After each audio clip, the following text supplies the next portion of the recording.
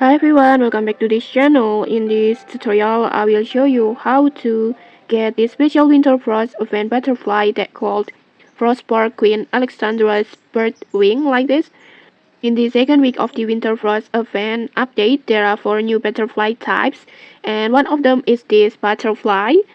And you can catch this butterfly at these locations over here at the near Deer Tower on the Deer Tower forest, and then just walking around to this area and then just equip your tools and then just cut the butterfly over here like this, and then you will get this butterfly.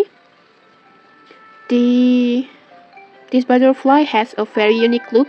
The color is uh maybe a green, a little bit blue like this, and then it's so beautiful.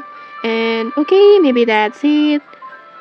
That's how you can get the Frostspore Queen Alexandra's Birdwing on the Winter Frost event. Okay, if you found this helpful, don't forget to like, comment, and subscribe for more tutorials. Thanks for watching and see you!